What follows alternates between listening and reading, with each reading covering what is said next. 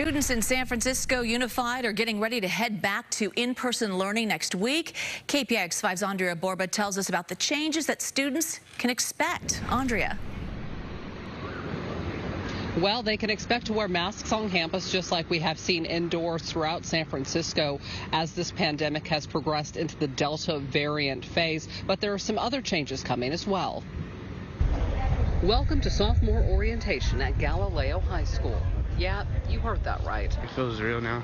The sophomores spent the entirety of their freshman year on Zoom, so they needed a tour of the Francisco Street campus before the bell rings Monday morning. It's so big. I feel like we're going to get lost on the first day of school, probably a little bit lost. After a year and a half of Zoom school and minimal in-person instruction, SFUSD is set to resume full in-person learning 5 days a week on Monday. Superintendent Dr. Vincent Matthews says everything is coming back. Imagine schools December 2019. It will look just like that, but with masks. The move comes with the full blessing of the San Francisco Department of Public Health. Teachers and staff are under a COVID-19 vaccine mandate, or they will be tested weekly for the disease.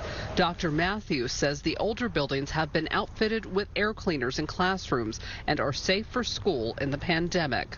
We've made much progress on improving and verifying the condition of ventilation at all of our schools.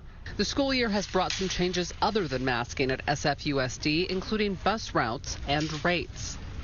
Youth do not need a Clipper card. They do not need to tag on. Just get on and ride. All we ask is that they bring some form of ID and, more importantly, a mask. We welcome all youth on Muni. Rooftop middle school mom Christina Feliciana says she found out via email today that her 8th grader won't have a seat on the school bus from their home in the Bayview to the Twin Peaks school. Those are now reserved for kindergarten through 5th graders. From the Bayview would be well over an hour, and the school starts at 7:50 a.m. Folks don't feel comfortable with that, even though it's free for middle schoolers, as the district has reminded us. They're not comfortable, and it would require bus changes. It's not a direct line. Now, in that email obtained by KPIX5, it also says that parents in the Bayview should consider carpooling to get their kids to that school in Twin Peaks. And perhaps consider Muni, though, as you heard from Ms. Feliciana, that is not an option for her child. The district plans on reassessing the situation in about 10 school days with those bus routes from the Mission and Bayview to that school in Twin Peaks. Juliet. Yeah, but until then, a lot of pre-planning for a lot of families. All right, Andria, thank you.